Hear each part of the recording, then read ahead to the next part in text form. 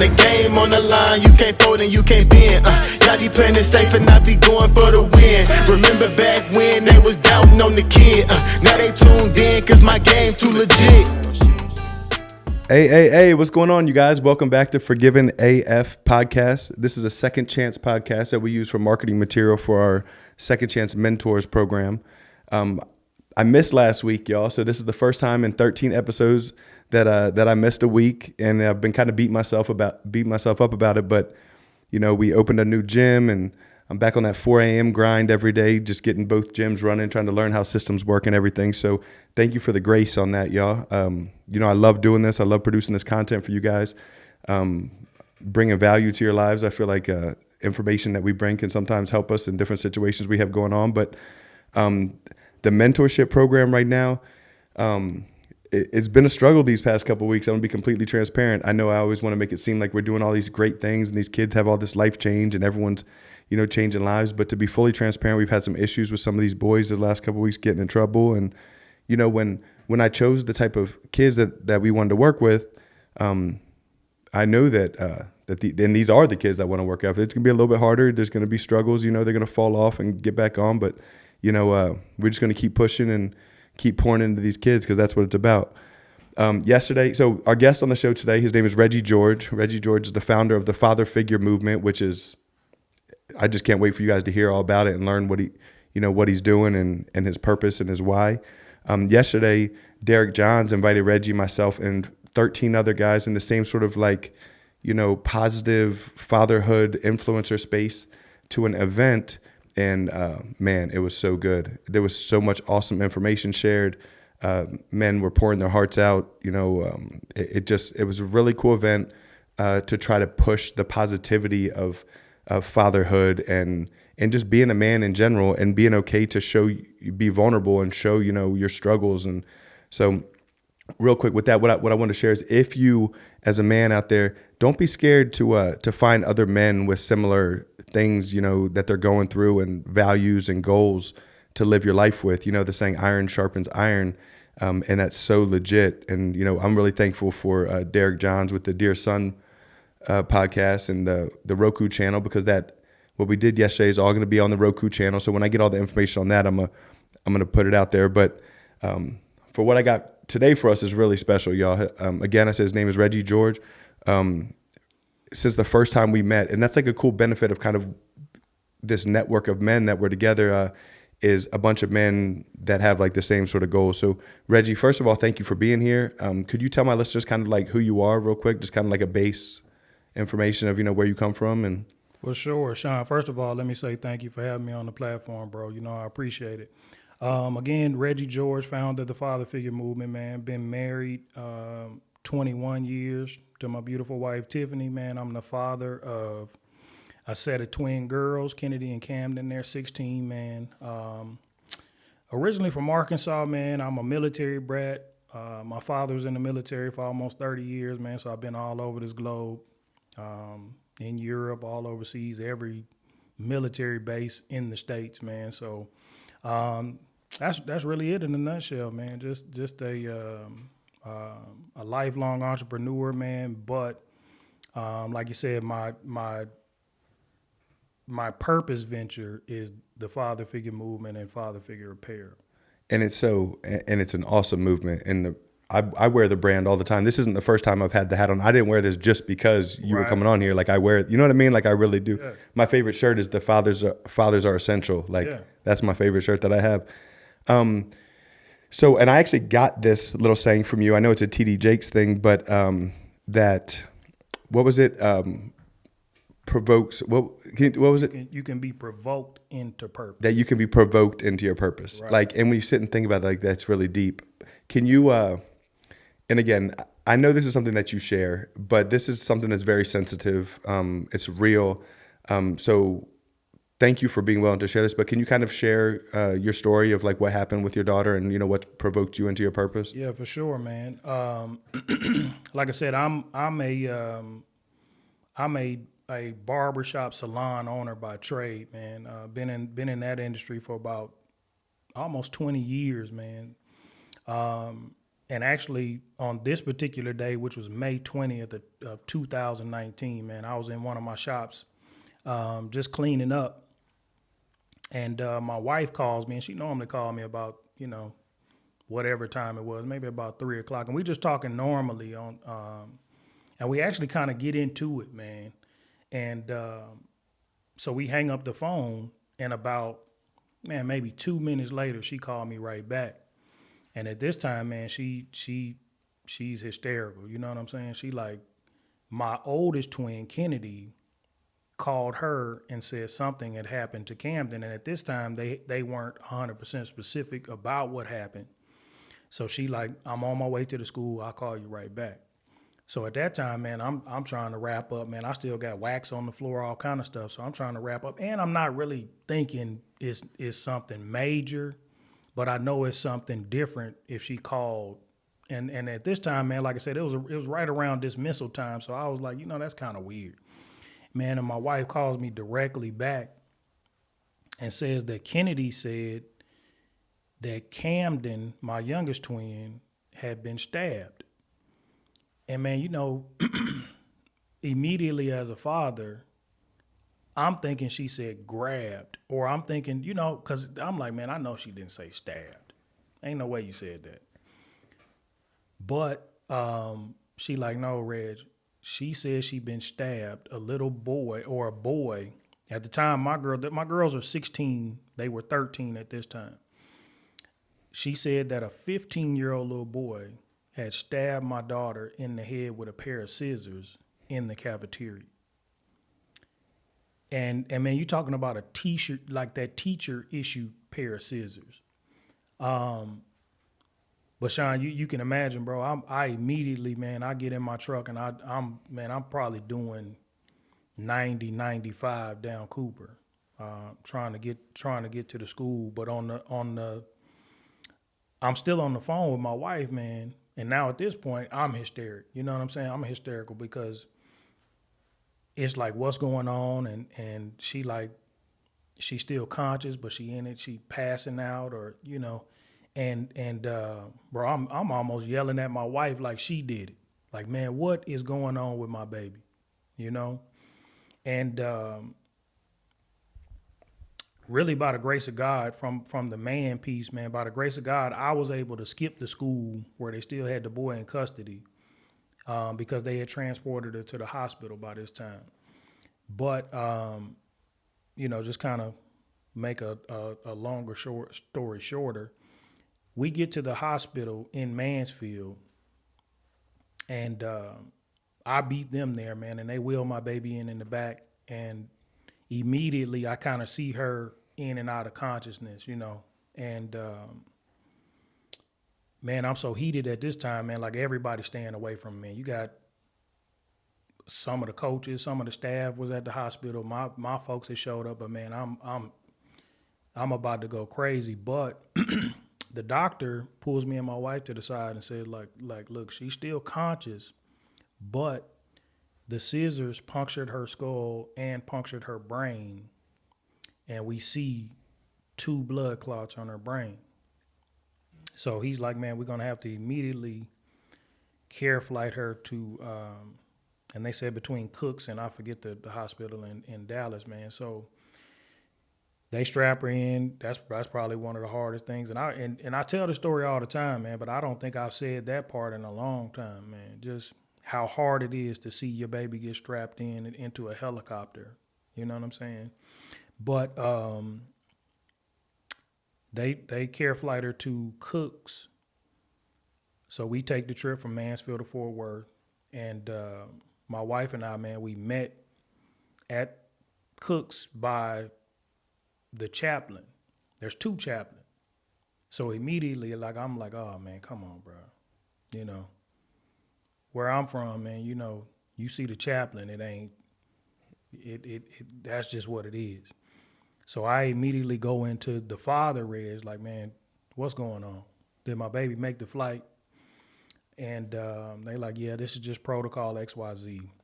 We walk a little bit further down into a hallway. We met by a neurosurgeon, man, who we later found out was one of the best neurosurgeons in the country. And man, he already prepped.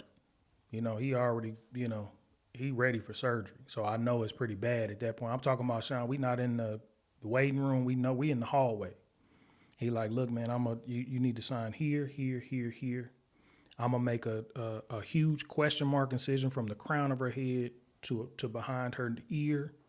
We're gonna remove her skull. We're gonna operate and try to remove the blood clots. And bro, he's like, man, there's actually 3 blood clots in her brain, and if we don't go now, she ain't gonna make it. And man, from that point, man, we wait for over 8 hours, man, while my baby's in an emergency brain surgery. And from a father's perspective, and I'm pretty sure my wife and my daughter and everybody else, but just from my perspective, those 8 hours felt like about 2 weeks. You know what I'm saying? And it's just one of those deals where and that's just the tip of the iceberg, but that just gives everybody perspective on what provoked the father figure movement. What provoked the apparel is the incident, but what really made the brand come to life, man, is that put some perspective on. Like, my daughter is doing excellent right now, man. She has had to learn how to walk, talk, read, write, because the blood clots during surgery caused her to have a massive stroke during surgery, man. And that is one of the pieces that, for me as a father, for me as a man, gave me solace in creating a brand. Because sometimes you don't want to flirt with saying, am I trying to monetize this trauma or drama? But for us, it was truly, as this incident went on, they charged the little boy with 2 counts of aggravated assault with a deadly weapon, which they thought was actually going to be a murder charge. And it took them about 6 days to even figure out what they were going to charge him with, because they thought my baby was going to die. And so I remember, man, me and my wife showing up to our first court appearance, and me asking God, because for me, this was going to be my first time seeing a little boy. So I'm asking God, like, man, God, give me a reason not to kill this dude. So can I interrupt you for a second? Nah, go ahead. Okay. So coming into like today, planning and prepping for this, I had all these questions and all these notes of how I was going to run this. And now sitting here across the table from you, listening to you talk about this, it was like, for one, I was trying not to cry, but then for two, I'm sitting here trying to figure out, like, oh my gosh, this is so much, like, the emotions of it is deep. Like, it's really hard. I can't even imagine sitting. And I want to go back on something I've heard you say and share at another event when you talked about you have a strong relationship with the Lord, right? Like, you love God. And then one time you were talking about how you were sitting in that waiting room and you were like, man, God, like, fix my baby, Lord, fix my baby. And you even had the thought cross your mind, like, am I still going to love this God that I love with all my heart if he takes my baby away? Well, and Shawn, that's one of the things that. Is it okay that I brought that up? Nah, 100%. But that's one of the hardest faith pieces as a man that I've ever had to encounter. Yeah, I can't even imagine. Because we all, and especially those of us who are believers, man, we all think we have a certain amount of faith, or we think we trust God, or we trust, because we hear, the Bible says, I know the plans I have for you, the plans to prosper you and not to harm you. But when you have to come to grips with, is my baby dying part of the plan? Like, am I going to, like, It's hard. It's hard. There's so many. I mean, it's and just not just that. I mean, just in life in general, there's so much bad stuff that happens, and you think like, how could, and there's answers to it, but like, how could God allow this to happen? And it's not. We have to remember that God doesn't.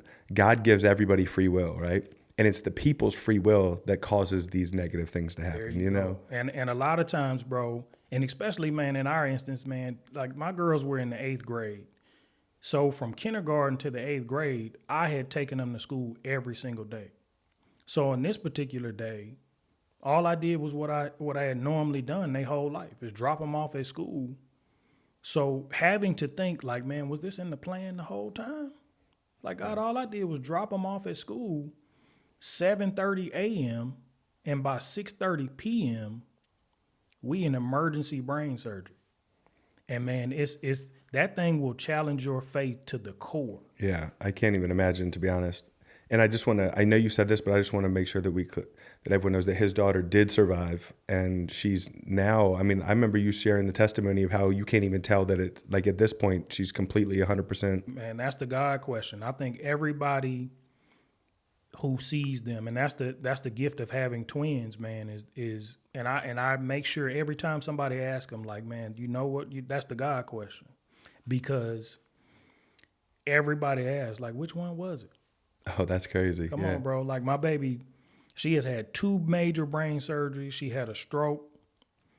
Everything on the right side of her body was paralyzed. She had to have the left side of her. Me and you had more hair on the left side of our head than she had after getting it shaved, man. My baby had 58 staples in her head. Her second surgery, man, her skull was in an incubator for 2 months because her brain had so much swelling and blood and fluid that in order for her brain to swell externally and not internally, they had to remove her skull. So her last surgery was to replace her bone. That's crazy. And you get to ask, which one was it? That is such a God thing. Like, I don't feel like that could even be a possibility from all those surgeries. Bro, and all the. Every time I tell the story, man, people think I'm still talking about my child still being wheelchair bound or not walking, or just because, man, most of us have seen stroke victims, and this neurosurgeon told us my baby had a stroke that a 90-year-old wouldn't have. But bro, you are a fitness guru, and if you see how strong and that's what I mean. I understand. I get it, and I understand how the stroke stuff work, and I understand that, and it's crazy that she has full function of her whole body. And man, my girls they love basketball, bro. We thought basketball was completely out of the question. Even if you do walk and you get just from a brain injury standpoint, we like, man, basketball is out of the question. Man, her last checkup, the neurosurgeon, because he always checks her strength and agility and balance, and he was like, and this is crazy, bro. And I think this is probably the first time I've said this publicly, is her neurosurgeon told her that if I wasn't the one who did your surgery, I wouldn't know anything was wrong with you. That's so crazy. Come on, bro. And you said he's the one he's like really like a famous neurosurgeon. So it's not like he's just blowing smoke. At all, bro. Like, I promise you, man, it's almost sometimes like he wants to give her some guidelines or some do's. He just like, man. He's like, you're good. Man, go be a 16-year-old. God, that's so crazy. God is so good. It's crazy how he can turn that so let's look at it this way. So yes, it's super sad that your daughter had to go through that, right? And that you had to go through that. Your family should have never had to experience that whatsoever.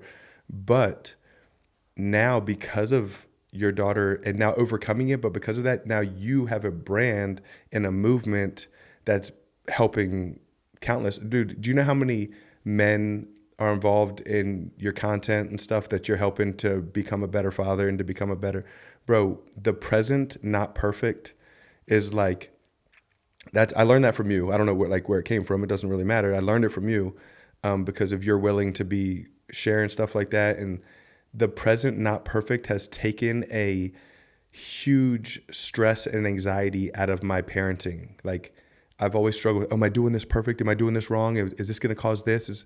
And it's like, man, you've taught me that it's just, dude, be there. Just be there. Be present. Man, because a lot of times, Shawn, and we talked about it on the platform before, what I had to learn in probably our darkest moment, our darkest moments, plural, is that, man, we are perfect to them.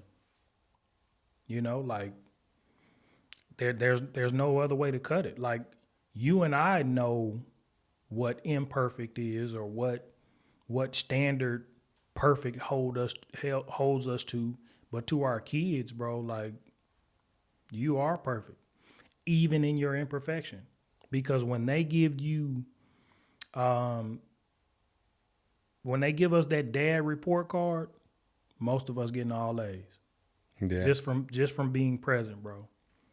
Just from being present, we getting all A's. I love that. That's really good. Can I switch back to when you started off with talking about your dad and traveling all over the military? Obviously, even before this happened with your daughters, you've always been a present father. Right. So that's not like, that wasn't like something that had to waken that up.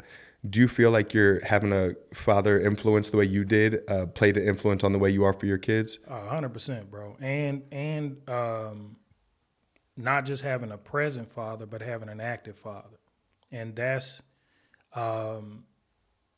what gives me the courage to deal with situations like we had to go through, or gives me the insight, or, man, a lot of times gives me that shoulder to cry on, or that man that I need to fall back on, you know, because even though my father was a military man, and very stern, and I wouldn't even say strict, he was just, you know, no nonsense. Yeah. You know, and sometimes people will, you know, correlate that to being strict. My dad was very lenient when it came to curfews, but he was strict on saying, like, look, if I tell you to be in at 11, Yeah, that's what time you're supposed to be in. just be in at 11. My dad is the literally exact same way. My dad's 25-year Navy, Naval Academy. He was the exact same way. We traveled all over military-wise, so I feel like we had pretty much very similar. My dad was very strict. If I did something to disappoint my dad, he was going to let us know, for sure. But he wasn't like he wasn't like trying to catch me doing stuff. Like, he gave me my freedom. He was just, like you said, stern. And it just implements a certain level of accountability and responsibility. Like, even, like, man, I thought my curfew, or, you know, the rope that I was given was always cool. Like I said, I never felt like I was just in a prison. Yeah. But my dad was always going to hold us accountable to whatever length of rope I gave you. For sure. And that's good. And that you could tell that in the way you carry yourself. You know, you're disciplined. You know what I mean? Like, to do what you do. So it's funny about the brand, right? Because I have do you know the Art of Homage brand, right? Like, I'm friends with some of those guys, and a lot of people think that they're like, oh man, I want to start a brand. I'm just going to get one T-shirt with a design that's going to make me rich. Right. They don't realize how you need people to buy multiple items if you want to have a successful company. It's not like you can just have one shirt. Then I buy that shirt and then I don't ever need to buy the shirt again, right? There's a lot of discipline and work and networking and content that goes into building a brand. And what you've built with a father figure, for one, I just love for what it stands for. But for two, you have like some big time influencers, like some big time people that support your brand, man. Like, I see Deion Sanders, who's like probably I love Deion Sanders, man. I love everything he stands for. I see him wearing your stuff all the time, resharing, posting your stuff. Actually, me and you, I think when we first met, you shared something that I had put out on one of my podcasts. And this is just, I can't even explain how thankful I am for this. And a couple hours later, I get a message from Cuttino Mobley. Now, I don't know if a lot of people don't know who Cuttino Mobley is, but Cuttino Mobley grew up in Philadelphia, where I grew up. And then he ended up playing for Houston Rockets for like ever, right? He was like their point guard, or maybe shooting guard for the Houston Rockets. I loved Cuttino Mobley. He literally hit me up on Instagram and was like, hey man, I saw something that Reggie George had shared. He goes, man, I really like what you're doing. He's like, maybe I can get you on my show. Like, bro, but that was all because of your influence. Yeah, but you know, Shawn, it's about a genuine community, though. You know what I'm saying? And that's what I love about collaborating with your Deons and Cuttinos, and, you know, just some huge figures that we know from sports, and they celebrities. But as fathers and father figures, bro, they they connect with us just as much as we connect with them. Yeah, you know? that's cool. And that's all it is, you know, what's great about all of our platforms, man, is that once somebody sees me on your platform, somebody sees you on my platform, that's the ultimate cosign. They know that if I deal with Shawn, then I probably can deal with Reggie. Yeah. And if I deal with Reggie, I probably can deal with Shawn. Yeah, that's and true. Especially when you're talking about the space of being fathers, when you're talking about the space of being mentors, and just like you saying with the kids, and you know, that space right there, man, really brings us all down to the same level. Yeah. Even though we see them as superstars and NBA, you know, like, man, because I was as big a fan as Coutinho, man. That's with the Clippers and with Houston. Yeah. Like him and Steve Francis was probably one of my favorite backcourts. But in this space, we all just dads. We all just trying to raise a kid to be a successful kid. Yeah. That's so true. And it's funny when a couple of times when I've been talking to different men and I'm like, yeah, man, so I'm really trying to push this fatherhood stuff. And they're like, yeah. And they know about my mentorship, and they know most of the kids in our, you know, mentorship are either like Black, Hispanic, and we got a couple white kids. And they were like, yeah, man, it's really good. The Black community does need to learn more about fatherhood. Not like in a racist way, but just and it would actually like took me back because my little boy has about 3 or 4 little friends that he hangs out with. I don't think a single one, and they're all little white kids, not a single one of them has a dad around. I think that people start trying to look at that as like that is not the case anymore. It's fatherhood in general. It's white fathers, Black fathers, Hispanic fathers. It's a whole collaboration of everyone that needs to get back on board and making fatherhood great again, like making fatherhood something that's important again, making it because we're going to see the statistics of kids that grow up without fathers, incarcerations through the roof, domestic abuse is through the roof, you know, promiscuity and infidelity is through the roof because they've just never seen it modeled for them. Just crime in general. Crime, yeah. So, and Shawn, you're hitting the nail on the head, man. It is because absenteeism is not a race thing. It's not a race thing. I think it's just sometimes it's just put under a microscope in the Black and brown communities, but it affects our young people the same across the board. 100%. I mean, dude, it's not. I don't even think it should be a microscope on any community when it comes to it. I think it's something that it's almost been. And here's the thing too. There's some groups of people, and it's, again, I stay very like out of politics, anything like that. But there's a lot of stuff that gets pushed, almost promoting single motherhood as being like a positive thing. Yeah. You know what I mean? And God designed a husband, a male and a female, to have a kid together. You know what I mean? Like there's definitely a design for the male and the female to be there together raising a kid, you know? Yeah. And if that offends somebody, like, I'm sorry, but I'm really not that sorry, you know, because Shawn, I'm gonna give you, and not to cut you off, I'm sorry. No, you're good. The thing is about if there's a seed planted, you can't cultivate the seed just with the soil. You can't cultivate the seed just with the water. Yeah, it takes both, right? You need the seed, but you need the soil and the water in order to cultivate it. Yeah. And a lot of times we look at that seed and say, look, I'm just going to highlight the soil, or I'm going to highlight the water. When we both know, all you just said is that our seeds need the soil and the water in order to get the best crop. It's so funny how you can put it in perspective like that, and it's like, yeah, of course, duh. Right. But then when people start talking about like families, and I want everyone to know this, listen to this, I'm not, if you're a single mother or a single father, or like, I'm not throwing any shade, and I'm not trying to like make you feel like you've done anything wrong or that your kid can't be amazing, because I know amazing kids raised by single parents. I think what we're just trying to do is just push the importance of it, so that maybe, you know, in the future it can be more. Does that make sense? No, it makes 100% sense, because in order for the child to get here, it took both of y'all. Exactly, that's true. And see, now that's the confusing part for men like myself, is that once the child is here, how does that not make sense anymore? That's so true. That's really good. Yeah. And that's what, excuse my French, that's what kind of pisses me off about the whole concept, because we do highlight single motherhood and we sign it. And again, that's not to discount single motherhood. Yeah. But it's not to highlight an absent father either. That's so good. That's a way better way to look at it. Yeah. It's more and about a lot of times when you are present and an active father, to us, that's how that looks. It looks like you're promoting single motherhood, but also indirectly promoting. Yeah, and that's so good. We're not trying to we're not trying to talk bad about the single motherhood. It's more of we're trying to highlight the absentee father. There we go. And that's really what the movement, that's what the apparel is about. And that's what, I hear a lot of fathers like, man, I don't want kudos for doing what I'm supposed to do. Like, no, it's not about that. It's about encouraging those who may think they have excuses or may think that there's a legitimate reason not to be around.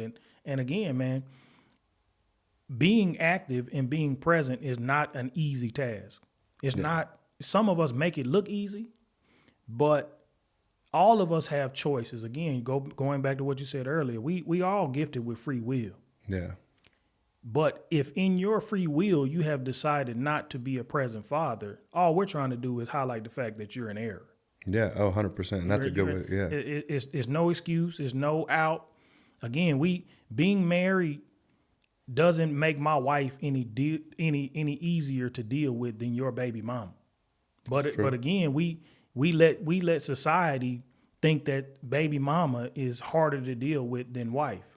Like, no, that's a horrible. Might even be easier because you don't have to be there 24/7, right? Come on. It's actually a really good. That's good. All right, let me see. One thing that I really want to ask, and I'm really excited for your answer. I told you that we kind of.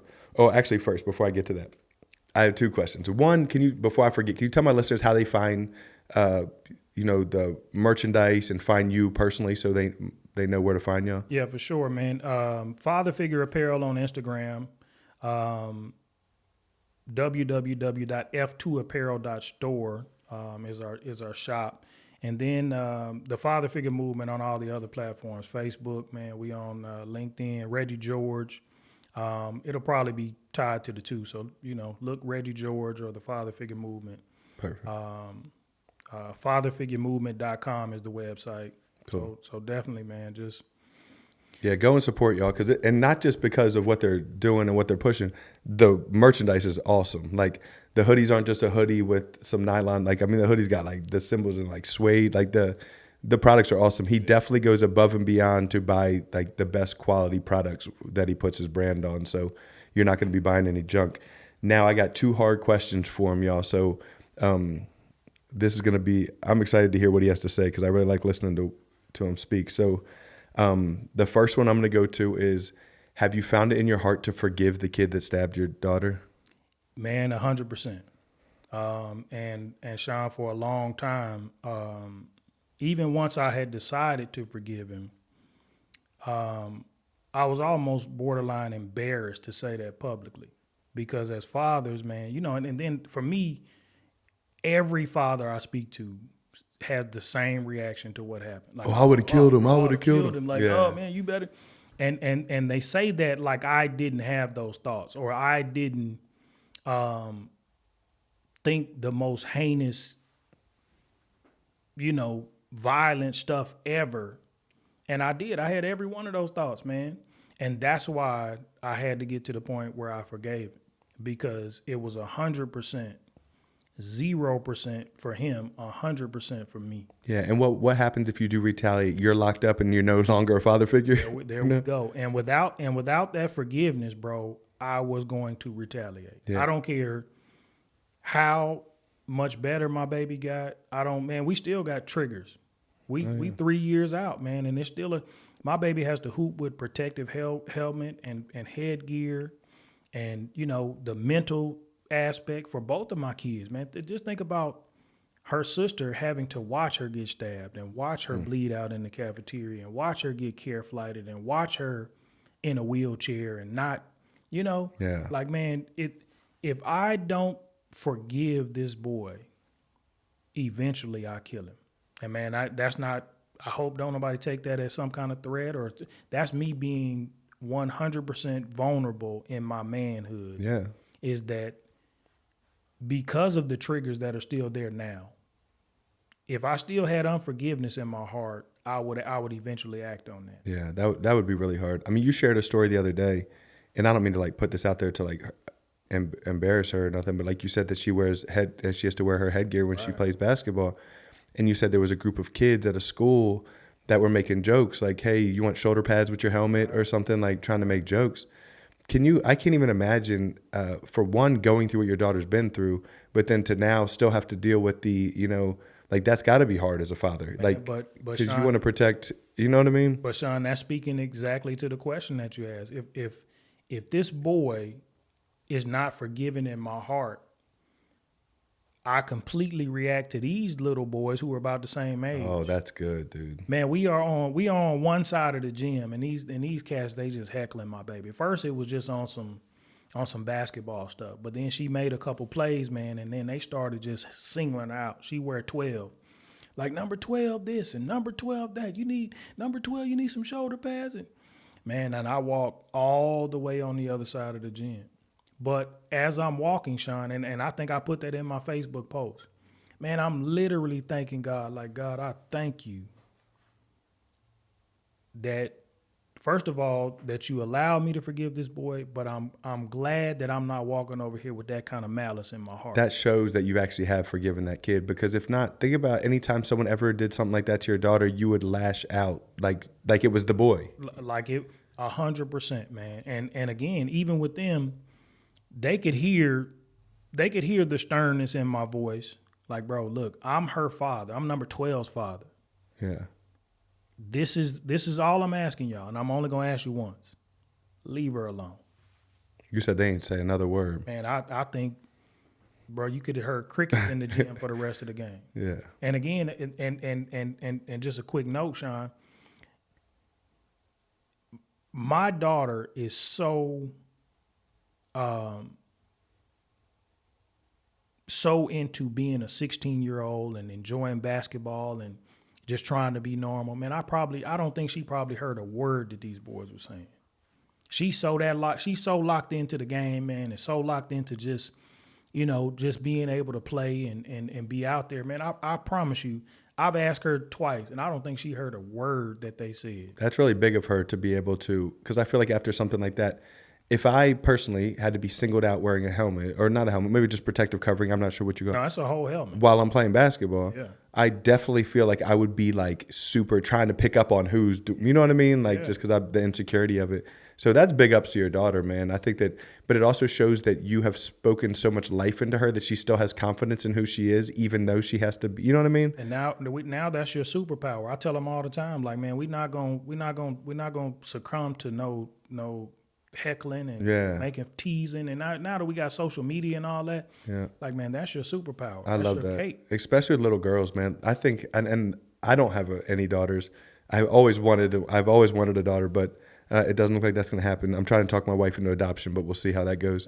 But a girl's like relationship with their father is like, I don't even know if this is rude or whatever, but you've seen the girls that have not had relationships with their 100%. fathers, and the way they're like, not all of them. Again, I know I'm being stereotypical a little bit, but there's always that, like, a girl's relationship with her father is so important to have that 100%. structure so that she knows, like, I don't need to go find who I am in some boy, And Shawn, I just posted the clip from Michelle Obama, and man, she spoke 100% into how important that entity is for our young girls.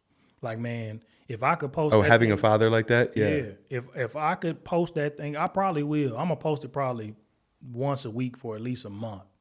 Because, man, it speaks exactly to what you're saying, and it applies to boys and girls, but to the girls even more, because it becomes more of a relationship, almost. I don't mean to say sexual thing, but it becomes more of like if this is how I need to find my worth with this man. It's an identity thing. Identity, and like what we were talking about last night. It's 100% identity for them. Yeah. the young women that you're talking about that maybe become wayward or a little promiscuous, that's because they've never been affirmed. That's so good. Yeah. That's sad. By that father. That dad needs to be around. Yeah. The last question, and thank you for answering that. I didn't know how that was if you were gonna be okay with that or where you were at on that. But the last question is, and this question has nothing to do with what's happened to your daughter, right? Gotcha. Nothing to do with the father figure movement, because a lot of times I don't want to ask this question and it seemed like you're trying to say that you've done something wrong or like that your life's not where you want it to be. But Right. if you could go back, it doesn't even have to be you. What is one piece of advice that you would give to, let's say, a 16-year-old kid in our mentorship program, or young Reggie, if you can go to that level? One piece of advice that you think if you could go back and share it with yourself or share it with the 16-year-old kid that you would have. Man, I think the one thing, and I would never say regret. The one thing I wish I knew then is even how to get on the path to identifying purpose. That's good. I think our young people, and we see a lot of young people who are there, but that's one thing that I would tell my young self or a young 16, 17-year-old young man is figure out or get on the path to figuring out why you're here. Dude, that's so good. That's such good advice, because I think that, for instance, for myself, I didn't find my purpose until I was in my 30s. There you go. Late 30s, maybe mid to late 30s. And there's been a fulfillment since I started walking in that purpose that if I could have had that when I was 17, 8 years old, I might not have even gone down the path that I went, because it's like I was searching for an artificial purpose. Yeah, and it gives you daily meaning. Yeah. See, a lot of us spend a lot of years with no meaning, and again, it's not being regretful. Yeah. But now being in my 40s, man, and we were talking about it earlier, some of that time I wish I could get back. Yeah. And not necessarily just get it back to have it, but get it back to utilize it differently. Reggie, that's one of the best answers that I've gotten so far. I really like that. That one, and find a mentor, obviously, I think was a good one. Those are really good piece of advice. But yeah, try to start finding your purpose at a young age. You don't have to be 40 when you find your purpose. There you go. And a lot of kids, man, and we talked about this too, a lot of kids, as parents, we have to encourage that as well. Yeah. See, a lot of times we try to steer our kids toward what we may be interested in or what we want them to be interested in. But a lot of times our kids will show us part of their purpose early on, and that's where our cultivation has to start. Is to start cultivating it, yeah. Cultivating that thing, because now that's God showing the whole family, like, not only did I make Shawn for a reason, I made your son for a reason. Yeah. And that's the thing that I think our young people, man, have to do a better job. And again, that goes back to us as fathers and leaders. Yep. Man, we have to cultivate them finding their purpose. Finding their purpose instead of pushing them down a road. Because I struggled with that when I first got out. The whole time I was in prison, I was thinking, man, I can't wait till I get out. I'm gonna start training my son. He's gonna be this stud football player. Yeah. And I pushed him kind of down that road, and now he still chooses to play, but it's because he wants to play at his leisure. He doesn't want to play. I don't have to push him to be this stud athlete. He can just enjoy it, Yeah. So that's an awesome answer. Man, I don't even think this could have gone any better, Reggie. First of all, thank you so much for being vulnerable and willing to share, what you've been through. I know how hard it was on you and your family. For sure. But to turn that into your purpose and what you're doing now is, I love everything about you and what you got going on, man. Beautiful family, and I'm really excited to keep walking this out with you as long as you'll have me. For sure, Shawn. And again, man, I can't give you enough gratitude and thanks, man, for having me on, bro, just because sometimes sharing the story is different when you're sharing it in a great space with great people, man. So and ever since we met, man, like, again, I'm about divine alignment, man. So this is right in alignment with both of our purpose, I feel like, man. I agree. So I appreciate it, bro. I agree. Thank you very much, man. Yeah. Y'all, I want to, real quick before we cut this off, in the next couple of weeks, I'm going to do an episode where I'm just answering you guys questions. Any questions you have on anything at all, it doesn't matter what it's about, I'm going to answer it. So the email is forgivenafpodcast@gmail.com. @gmail.com. And I don't care what it is, man. Just throw a question out there just to show us some love, just to show us that you're listening. But that's really it, you guys. Please remember that you're loved and you're forgiven, and there's nothing you can do about it. See y'all next week.